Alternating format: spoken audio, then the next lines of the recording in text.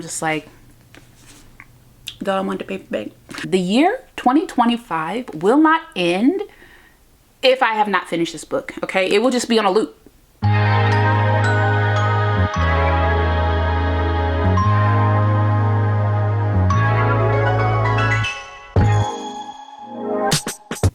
Hi everyone, welcome back to my channel. Today I am going to be talking about the books that I am focusing on in 2025. I have 9 standalone books.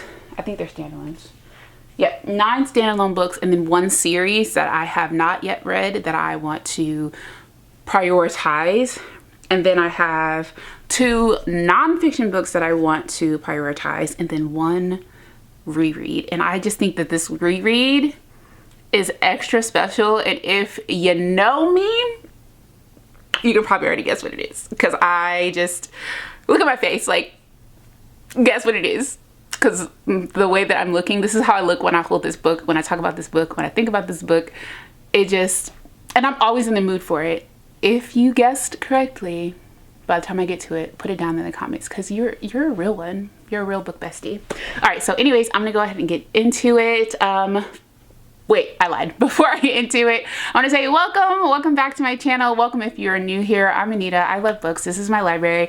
I just got back into reading last year, but it is absolutely my happy space, my happy place, my happy times, and I love nerding out about books. That's why I started this channel, is to find other book nerds who like the same types of books that I like, and we want to nerd out about books together, and it's going to be a wonderful, wonderful time. So if you have interest in that, please consider subscribing before moving on. If you like this style of video where I give you like my list, my goal list, or like prioritizing books for the season or the vibes or whatever, give it a thumbs up and I will do more like this in the future. I don't do them too much other than like TBRs, but as far as like for the particular vibe or season, like I don't do those enough. But if you want more, give it a thumbs up and I will do more. All right, without further ado, I will get into the stack of fiction books that I want to prioritize.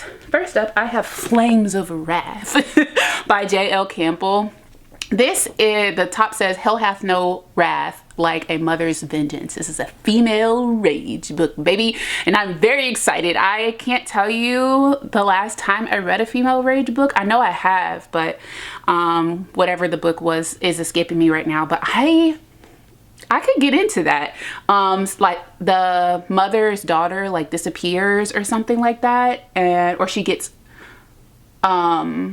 sick, or no, yeah, the mother's daughter gets really, really hurt, and it is somebody's fault, and the mom is going to go on a warpath to avenge her. And I just, hopefully that delivers the way that I'm hoping it will deliver. Next, I have The Girl with the Louding Voice by Abidare. This is a highly anticipated read because And So I Roar came out last year, and I heard people talking about that, and I was like, ooh, I really, really want that book. I won that book in like a gift challenge, not a gift challenge, like a YouTube video or whatever, from a YouTuber, a booktuber, and she sent it to me from my Amazon wish list. So I can't read that book until I read this book, and both of them are highly anticipated, and these are like highly acclaimed. They get like 5 stars from lots of people. It's like a transformative, like coming of age type of a story, and those can hit really, really nice if done well, and I have faith that this one will be done well, so I'm really looking forward to that one. Next, I have Rosewater by Liv Little. Like this, look at the cover. And they just look so sweet and calm, and like on the back it says like she's not kind of down bad. It says several things have gone wrong. She's estranged from her family, failing as a poet, and was just evicted. As strong as she is, Elsie must admit that being a carefree 28-year-old is proving difficult, and she's running out of options. So she's facing a lot of adversity right now, a lot of challenges, probably going through a lot of hard life lessons that we go through in our mid to late 20s, and just trying to find herself. And there is obviously, well, maybe not obviously, but there is like love entangled in this. It's probably really soft and sapphic and beautiful and just vulnerable and lovely, and I live for those types of books, pun intended, because her name is Liv. But I just, this has been swallowed up by my shelves, and I was just like, oh my gosh, like why have I been putting off reading that book? This is moving to the top. In that same like realm of like sweet, heartwarming, like give me all the feels types of like lovey books, I have Open Water by Caleb Azumah Nelson. This is a short book that has like my favorite types of edges. Can you see? Oh, I just love those types of edges. I can't remember what they're called. Corrugated? Let me know down below if that's right. But I did start reading this a few months ago when I got it, and I was just reading like 3 different books at the time, and I was just like, I need to put that down until you're ready to give it your all. And I just haven't been able to do that yet, but I am really looking forward to this. It's short, it's supposed to be really sweet and like lyrical and poetic, and I just eat up that type of like love story. And I'm really looking forward to this, like actually really looking forward to that. Then I have Autumn, a love story by Norian Love. I got this in my local Black-owned bookstore here in town, and I've had this for quite a while. And whenever I get into my like urban fiction realm, like when I get into that vibe, I always think about this book. But for some reason, like other books just kind of take over, and I haven't gotten around to this one. But this one, I think it's going to be really soft. It says in the final year of pharmacy school, all of Tatum's dreams are about to come true. As a single father, his hard work has finally put him into a position to build a life for his son and move on from his checkered past. And then he meets Autumn and blah, blah, blah, blah. But I love, like, I think I'm like a sucker for like the single dad trope situation. It's so like sweet. I don't know. It's just so, because they're so nurturing. Like normally in like romance books, like yes, we see like there's a nurturing side that you can present to like a life partner, like your spouse, your girlfriend or whatnot, but like it's something extra soft about seeing a man with his kid. It's just so sweet. And then like you see this like selfless nurturing side come from like his female partner, like onto the kid that's not, you know, biologically hers, but it's just so sweet. I love it's love. So I'm really looking forward to that one. Then I have The Perfect Find by Tia Williams. I love Tia Williams, and I've had this book for quite a while. And again, this, much like what's the other one, Rosewater, this one kind of got swallowed up in my shelves, and I haven't read it. And this is like a age gap romance, like older female, kind of similar to Rosewater, in like she's going through a tough time. She's not down bad, but down bad. And then she meets this guy, and they're not supposed to have like something between them, but you know, it's like a forbidden age gap romance situation. And I don't know, that just could be fun. So I really want to read this, and I am taking all of these books, by the way, and I'm putting them on my TBR cart. My TBR cart serves a different function pretty much every month. So these books are going to be on there. Anytime that I'm unhauling books, I put those on a different shelf, and then the books that are on my TBR like for that month, I put them on the top shelf. So it just depends. Moving on, I have The Reformatory by Tananarive Due. I softy enough this one. I'm about a third of the way through it. The reason why I softy enough this one in 2024 is because Gloria, the sisters portion took me out of the story. Like every time her portion came up, I was like, okay, this is it. I want to read about the Reformatory and Robbie. Gloria like trying to save him. Like she's what, like 12 or something? Like what are you gonna do? Like I don't know. Like it just seemed pretty like impractical. Yes, she's trying and she's got the help of adults and things like that, but I want to see what Robbie is going through. And the last time I put this down, it was when it was on Gloria's chapter, and I was just like, I'll get back to it, and I just never did. But I am determined until I finish this book. So I got a bit of a ways through. Hopefully I can pick back up and not have to start all over again, because like I said, I got taken out of it, and I tried the immersive reading and everything, but I think I probably just need to like chain myself to the reading chair and get into this to the point where I'm just like, okay, it's a page turner the way everybody says, because I've never heard anybody say a bad word about this. The worst word I've heard anybody say about it was what I just said, is that Gloria's part kind of slowed the story down a little bit. But still, it's a phenomenal book, and I just want to be on the team of people that see this as a phenomenal book. I want to be, and I'm gonna get there, okay? I'm gonna give it a chance. I'm gonna pick it back up. Next, I have Immortal Dark by Tigest Girma.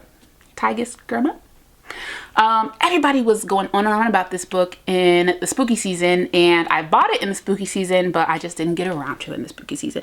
It is a dark academia. I think there's like, yeah, there's vampires in here. Now, I'm not a vampire girly, but they're black vampires, so maybe that'll make all the difference. I don't know, we'll see. But I'm really looking forward to it. I did hear that it was a little bit of a slow start, but once it picks up, baby. So I'm looking to get into that. And I'm not even saying I'm gonna wait till spooky season. Like, I don't care. I'll probably prefer not to read it in spooky season because I'm easily spooked. Okay, I have a whole video about me not being a spooky dooky girl. So I probably need to read this in like May so that I'm not scared. But that is highly anticipated. And then finally, for the standalones, I have Chaos Theory by Nick Stone.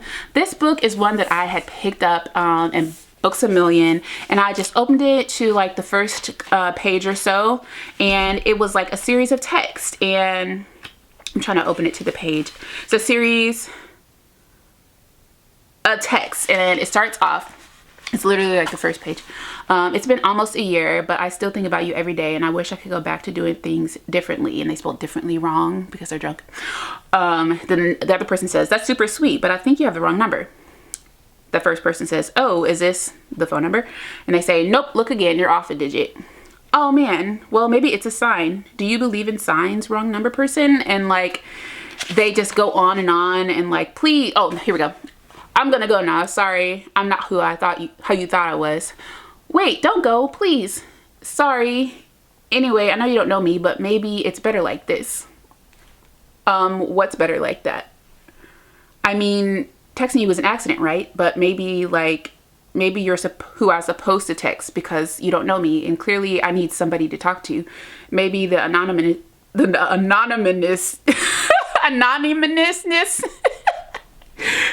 You know what I'm trying to say.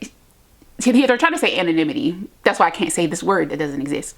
But maybe the anonymity is a present or something, like a gift. Are you there? Hello? Shoot, sorry, I have too much to drink. She left my phone in my pocket.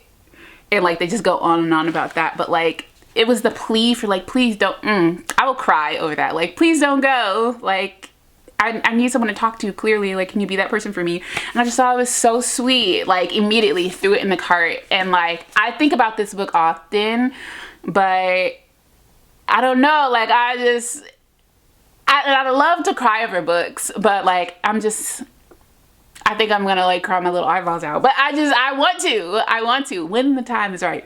So I'm really looking forward to that one. Like, that was so sweet. Like, I don't know, it's sweet in like the saddest way, you know?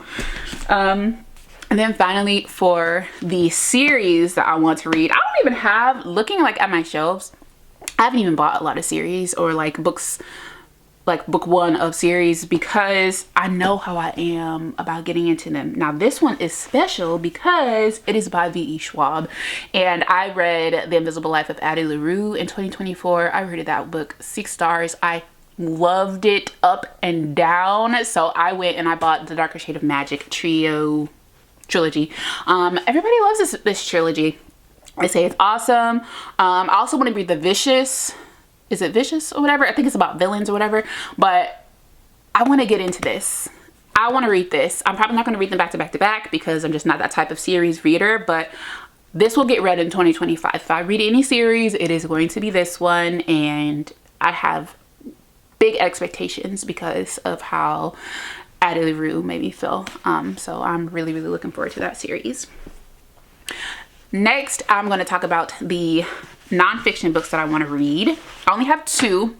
I do have some memoirs that I want to read, but these ones are like ones that I wouldn't necessarily naturally grab for unless I put them aside and like prioritize them because they're big daddies. So the first one is The Warmth of Other Suns by Isabelle Wilkerson.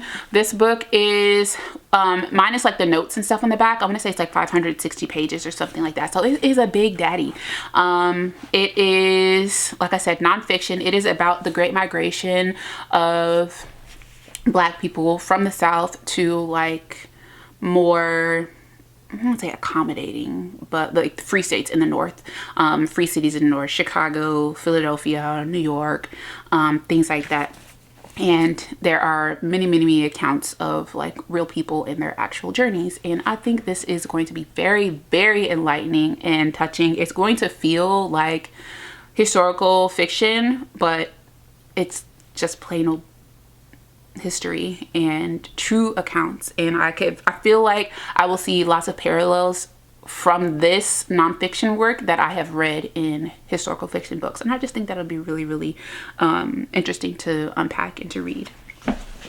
Kind of in that same vein, I want to read this one first, right? This is going to be like order of business number 1 for the nonfictions in this category. But then I want to read America's Black Capital, How African Americans Remade Atlanta in the Shadow of the Confederacy. So I felt like I will get an understanding of like how the environment and the times and the situations were for Black people at this time. Like this is from the 1915 to 1970. So we'll see like the account of Black people in the South and the North during that time in this book. And then they'll probably mention Georgia or Atlanta in that book, I'm assuming. So then I'll get the history of that first and foremost. And then we'll just kind of refreshen up on that and then see how it is like progressed into where it is now today from Atlanta specifically. And I just really, really think this is going to be an interesting read. Finally, the one book that I want to reread. Now, I say that I will reread 4- and 5-star books, and that is true. But however, the one book that I read in 2024 or ever that I'm just like, I could pick this book up at any time, any day, and be in the mood to read it, is A Love Song for Ricky Wilde by Tia Williams. I love this book. I love it so much, and like I always like crave the vibe and to like plop my whole spirit like back into this book and just experience it all over again. Like it's not even like something that I wish I could wipe my brain and read it for the first time again. Like I like knowing what's happening in this book, and I know that it's gonna just be a warm blanket, like a weighted blanket at that. Like it's so nice, and it doesn't hurt that I think the man on the cover is really freaking sexy. So I just love it. I love this book up and down. It's coming out in paperback, and I'm just like, do I want the paperback? I don't know. Like I've never bought 2 copies of the book with the intention of keeping it. So I'm not sure, but honestly, like this book is absolutely like, it has a wonderfully special place in my heart, and I definitely will reread this in 2025. So that is my list of fiction books, nonfiction books, and the one book that I'm prioritizing rereading in 2025. Let me know down in the comments below, are any of these on your list, and do you want to see reading vlogs of any of these? Last time I asked you guys about reading vlogs, you came through. Please don't ask me to do a reading vlog of this one. Like just, I don't know, you can, but if you ask me, then I have to read it like immediately. I don't know, whatever you want, okay? Whatever you want, sis. Leave your requests down below. Whichever one that I see the most is going to be the one that I'm going to prioritize into a reading vlog. I loved doing the last one. If you haven't seen it, I'll link it down below. It was very entertaining. I was cracking myself up while I was editing it. And it was a great time. So yes, if you want to see any reading vlogs of any of these books, please let me know down in the comments below. Other than that, thank you so much for watching. If you like this style of video, give it a thumbs up. If you haven't already subscribed, please consider doing so before moving on, and I'll see you guys in my next video. Bye.